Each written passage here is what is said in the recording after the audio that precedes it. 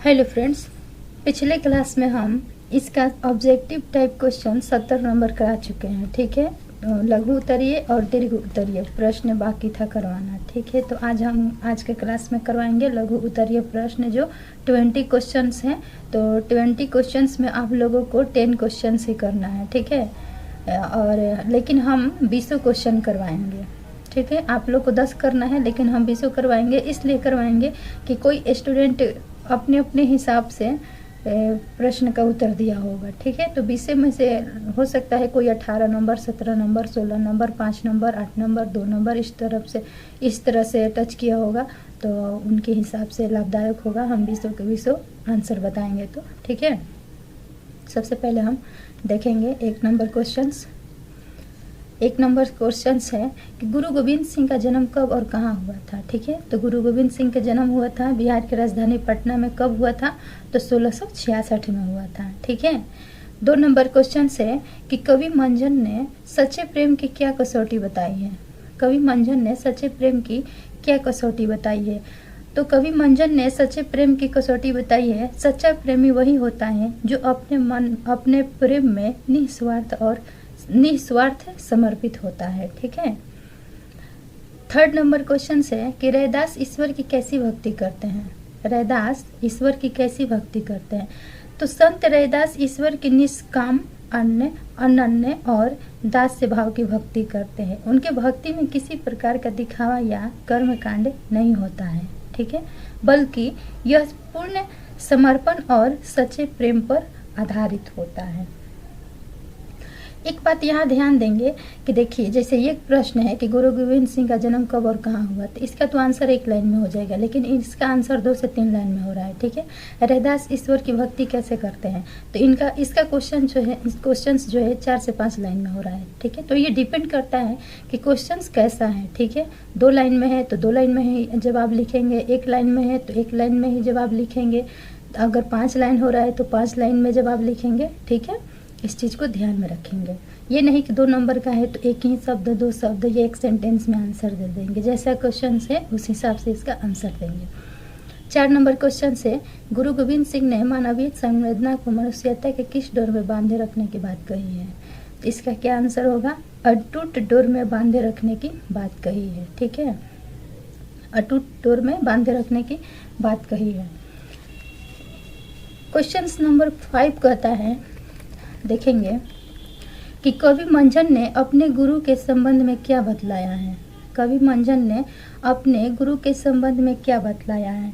तो कवि मंजन के गुरु शेख मोहम्मद या गौस मोहम्मद हैं। ठीक है, इनके गुरु का नाम सेटिस्फाइड नहीं है, लेकिन ये बताए हैं कि शेख मोहम्मद था या गौस मोहम्मद था, जो सतारी संप्रदाय के प्रतिष्ठित सूफी संत थे। ठीक है। 6 नंबर क्वेश्चन है। 6 नंबर क्वेश्चन देखेंगे, गुरु गोविंद सिंह की माता जी का क्या नाम था और उन्होंने कौन लिपि सिखाई थी। ठीक है, तो गुरु गोविंद सिंह के माता जी का नाम था गुजरी देवी और गुरुमुखी भाषा सिखाई थी। तो इनके माता जी का नाम और जो लिपि सिखाई थी दोनों एक ही अक्षर से शुरू होता है, ग से गुजरी देवी और ग से गुरुमुखी भाषा। ठीक है, तो ये याद करने का लिंक है, ग से गुजरी देवी, ग से गुरुमुखी भाषा। क्वेश्चन 7 देखेंगे, कवि रैदास ने अब कैसे छूटे राम नाम रट लागी क्यों कहा है। कवि रैदास ने अब कैसे छूटे राम नाम रट लागी क्यों कहा है। तो इसका आंसर होना चाहिए क्योंकि प्रभु के नाम का स्मरण अब उनकी आदत और स्वभाव बन चुका था। ठीक है, क्या आंसर होना चाहिए? क्योंकि प्रभु के नाम का स्मरण अब उनकी आदत और स्वभाव बन चुका था। 8 नंबर प्रश्न है, थानेदार की कमाई और फूस का तापना दोनों बराबर है, लेखक शिवपूजन सहाय ने ऐसा क्यों कहा है। तो थानेदार की कमाई और फूस का तापना, फूस क्या होता है? जो पुआल होता है, घास होता है, तो उसका सूखा हुआ भाग जो आग जलाने में काम आता है। ठंडे के सीजन में लोग उसको जलावन के रूप में यूज करते हैं और हाथ पैर सेकने का काम में आता है। तो और थानेदार की कमाई कहने का मतलब हुआ कि जो पेमेंट मिलता है वो नहीं, बल्कि जो रिश्वत के तौर पे लिया जाता है उसका बात किया जा रहा है यहाँ। ठीक है, तो 8 नंबर का आंसर देखेंगे। क्योंकि दोनों क्षणिक और अस्थायी होते हैं। ठीक है, फूस जो है, फूस का आग अगर आप धराएंगे, कभी धराए होंगे, तो ये बहुत पल भर में जल जाता है और पल भर में ही बुझ जाता है। ठीक है, तो और थानेदार की कमाई भी पल भर में आता है और पल भर में ही ख़त्म हो जाता है। तो उसी चीज़ को यहाँ लिखना है कि क्योंकि दोनों क्षणिक और अस्थायी होते हैं। फूस की आग बहुत तेज तो होती है लेकिन तुरंत बुझ जाती है।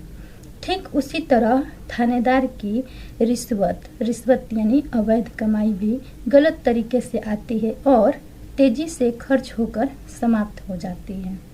ठीक है, क्लियर हो गया होगा 8 नंबर का आंसर। 9 नंबर देखेंगे आंसर। कहानी के प्लॉट शीर्षक पाठ के अनुसार भगजोगनी का सौंदर्य क्यों नहीं खिल उठा। ठीक है, कहानी के प्लॉट शीर्षक पाठ के अनुसार भगजोगनी का सौंदर्य क्यों नहीं खिल सका। तो गरीबी और अभाव के कारण। ठीक है, भगजोगनी के जो पिताजी थे मुंशी जी, वो काफ़ी गरीब थे। ठीक है, इसी वजह से उसकी सौंदर्य नहीं खिल सका। 10 नंबर प्रश्न देखेंगे। 10 नंबर प्रश्न क्या कहता है कि शिवपूजन सहाय के जन्म और कब और कहाँ हुआ था। शिवपूजन सहाय का जन्म कब और कहाँ हुआ था। तो इसका आंसर होना चाहिए शिवपूजन सहाय जी का जन्म 1893 ईस्वी में उनवास बक्सर जिला में हुआ था। ठीक है, उनवास बक्सर जिला बिहार के जिला है, बक्सर जिला, वहीं पे हुआ था। 11 नंबर प्रश्न देखेंगे। राजेंद्र प्रसाद किसके शौकीन थे। तो राजेंद्र प्रसाद जो थे वो पहलवानी और घुड़सवारी के शौकीन थे। पहलवानी किसको कहते हैं, जो दो बराबर लोगों में द्वंद्व युद्ध होता है और ये जमीन पर होता है और बॉडी के माध्यम से होता है। इसमें कोई बाहरी अस्त्र का यूज नहीं होता है। ठीक है, और घुड़सवारी घोड़ा पे बैठ करके सवारी करने का, तो वही घुड़सवारी होता है। ठीक है, 12 नंबर प्रश्न है। 12 नंबर प्रश्न है कि बुद्ध के समय नालंदा में क्या था। बुद्ध के समय नालंदा में क्या था। तो इसका आंसर होना चाहिए एक प्रसिद्ध और विकसित गांव, एक प्रसिद्ध तीर्थ स्थल और बौद्ध धर्म का एक प्रमुख केंद्र था। एक बार और इसका आंसर देखेंगे कि एक प्रसिद्ध और विकसित गांव, एक प्रसिद्ध तीर्थ स्थल और बौद्ध धर्म का एक प्रमुख केंद्र था। ठीक है, क्लियर हो गया होगा 12 नंबर का आंसर। 13 नंबर प्रश्न देखेंगे। महावीर ने नालंदा में कितने कितने दिनों का वर्षावास किया था। ठीक है, वर्षावास किया था, वर्षावास यानी वर्षा में वास करना, तो 14 वर्षावास। ठीक है, 14 वर्षावास किया था। तो इसका वर्षावास का मतलब होता है कि वर्षा ऋतु के दौरान 4 महीने का प्रवास। ठीक है, 14 नंबर प्रश्न देखेंगे। राजेंद्र प्रसाद के पिता का नाम क्या था और वे किस भाषा के जानकार थे। राजेंद्र प्रसाद जी के पिताजी का नाम क्या था। तो इनके पिताजी का नाम था महादेव सहाय।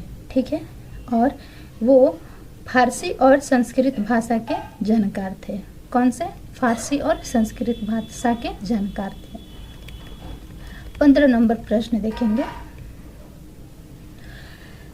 कहानी के प्लॉट शीर्षक पाठ के अनुसार दरोगा जी की तरक्की रुकने की क्या वजह थी। ठीक है, दरोगा जी की तरक्की रुकने की क्या वजह थी। तो दरोगा जी कौन थे, तो मुंशी जी के भाई थे दरोगा जी। ठीक है, तो इसका आंसर होना चाहिए उनके पास अति सुंदर घोड़ी थी। तो आप लोग सोचेंगे कि घोड़ी का लगाव क्या है। तो दरोगा जी के पास अत्यधिक सुंदर घोड़ी थी और उस घोड़ी को अंग्रेज जो था अफसर, वो लेना चाहता था और वो बदले में कहता था कि आप अपनी घोड़ी हमको दे दीजिए तो हम आपके दरोगा की जो पद है उसका प्रमोशन करा करके आगे के पद पर रख देंगे। ठीक है, और बदले में आपको बहुत सारा पैसा भी मिलेगा। लेकिन वो इस बात को मानने से इनकार कर दिए। ठीक है, और वो घोड़ी नहीं दिए, जिस कारण उनकी तरक्की रुक गई। 16 नंबर देखेंगे प्रश्न। संस्कार गीत किसे कहते हैं? 16 नंबर प्रश्न है, संस्कार गीत किसे कहते हैं? ठीक है, तो इसका आंसर देखेंगे। बच्चे के जन्म, मुंडन, जनेऊ और विवाह के अवसर पर महिलाओं द्वारा गाए जाने वाले गीत को संस्कार गीत कहते हैं। ठीक है, एक बार और देखेंगे कि बच्चे के जन्म, मुंडन, जनेऊ और विवाह के अवसर पर महिलाओं द्वारा गाए जाने वाले गीत को संस्कार गीत कहते हैं। ठीक है, 17 नंबर प्रश्न देखेंगे कि लोकगीत के प्रमुख भेदों का परिचय दे। लोकगीत के प्रमुख भेदों का परिचय दे, तो समझेंगे कौन कौन सा लोकगीत है। लोकगीत के 5 भेद हैं। ठीक है, लोकगीत के 5 भेद हैं। कौन कौन सा है? संस्कार गीत, ऋतु गीत, पर्व त्योहार गीत, श्रम पेशा गीत और लोक गाथा गीत। ठीक है, तो पांचों के भेद को समझेंगे कि कौन इसका थोड़ा थोड़ा कि संस्कार गीत किसे कहते हैं।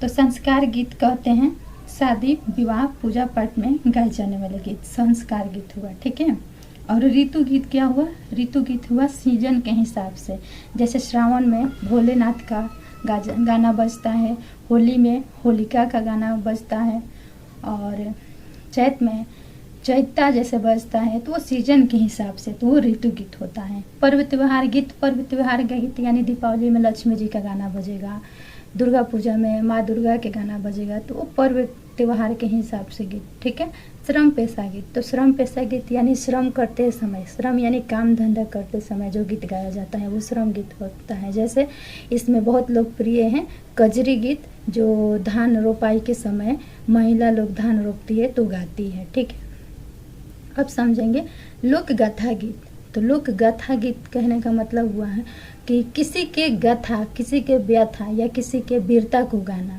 तो लोक गाथा होता है यही। जैसे वीरों की वीरता, अमर प्रेम कथाओं पर आधारित गीत, जैसे देशभक्ति गीत हम लोग गाते हैं, जैसे हे प्रीत जहाँ की रीत सदा, वो गीत मैं गीत वहाँ का गाता हूँ, तो इस टाइप का ये देशभक्ति गीत हुआ, तो इसको लोक गाथा गीत कहेंगे। ठीक है, 18 नंबर प्रश्न समझेंगे। 18 नंबर प्रश्न क्या कहता है कि बुढ़ापे की लाठी और जितने मुंह उतनी बातें, मुहावरे का वाक्य प्रयोग द्वारा अर्थ स्पष्ट करें। ठीक है, तो सबसे पहले हम बुढ़ापे की लाठी इसका अर्थ लिखेंगे। ठीक है, और इसके बाद एक सेंटेंस बनाएंगे। तो सेंटेंस बनाएंगे ना, तो उस सेंटेंस के लास्ट में बुढ़ापे की लाठी जो ये है मुहावरा, इसको लिखेंगे वहाँ। ठीक है, तो समझेंगे इसको कैसे लिखना है। तो बुढ़ापे की लाठी इसका अर्थ हो जाएगा एकमात्र सहारा होना। ठीक है, एकमात्र सहारा होना या वृद्धावस्था या बुढ़ापे में सहारा देने वाला। ठीक है, एक इसका वाक्य प्रयोग बनाएंगे, तो वाक्य प्रयोग होगा, नारायण दास जी के एकमात्र बेटे ने विदेश में बसने के बाद भी उन्हें नहीं पूछा, जबकि वे सोचते थे कि उनका बेटा उनके बुढ़ापे का लाठी बनेगा। ठीक है, अब दूसरा है इसमें मुहावरा, जितने मुंह उतनी बातें। ठीक है, जितने मुंह उतनी बातें, तो इसको समझेंगे। जितने मुंह उतनी बातें, इसका अर्थ होगा हर व्यक्ति की अपनी अलग राय होना। ठीक है, जितने मुंह उतनी बातें, आप लोग देखते ही होंगे गांव मोहल्ले में या आप आस पास अपने दोस्त के साथ होते होंगे, तो अगर किसी प्रकार के मैटर के बात हो रहा होगा तो 5 दोस्त है, तो पांचों दोस्त का अलग अलग विचार होता है, अलग अलग मत होता है। तो वही बात कह रहा है कि जितने मुंह उतनी बातें, यानी हर व्यक्ति की अपनी अलग अलग राय होना। वाक्य प्रयोग करेंगे इसका, कैसे होगा, जब शहर के प्रतिष्ठित व्यापारी का कारोबार ठप हो गया तो मोहल्ले में जितने मुंह उतनी बातें होने लगी। ठीक है, 19 नंबर प्रश्न समझेंगे।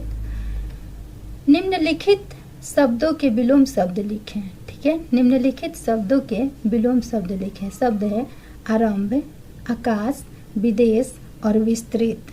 ठीक है, तो आरंभ के क्या हो जाएगा, आरंभ मतलब शुरुआत करना, तो आरंभ के क्या हो जाएगा, अंत हो जाएगा। आकाश के पाताल, विदेश के देश, विस्तृत के संक्षिप्त। ठीक है, विस्तृत के संक्षिप्त। 20 नंबर प्रश्न है, निम्नलिखित शब्दों के दो दो पर्यायवाची शब्द लिखें। तो निम्नलिखित शब्दों के दो दो पर्यायवाची शब्द लिखना है, पानी और चंद्रमा। तो पानी के पर्यायवाची क्या हो जाएगा, जल, नीर, ठीक है, और चंद्रमा के हो जाएगा चांद, शशि, ठीक है।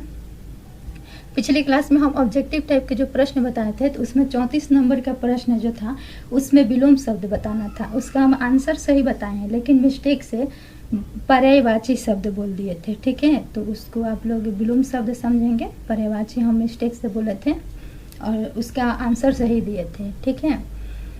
तो आज के क्लास में इतना ही, लेकिन अभी समझेंगे कि आप लोगों का जो प्रश्न था, ये प्रश्न आया है लघु उत्तरीय तो हम करा दिए, ऑब्जेक्टिव भी करा दिए हैं, अभी दीर्घ उत्तरीय बाकी है, ठीक है। तो दीर्घ उत्तरीय प्रश्न जो है हम कल के क्लास में बताएंगे। और ये जो प्रश्न आप लोग का आया हुआ है, जो भी व्याकरण का है या किताब से है, तो वो गद्य खंड के 3 पाठ लिया है, शिवपूजन सहाय, राजेंद्र प्रसाद और लक्ष्मी नारायण सुधांशु, ठीक है। ये गद्य खंड से प्रश्न आया है और काव्य खंड से 3 चैप्टर उठाया है, रैदास, मंजन और गुरु गोविंद सिंह, ठीक है।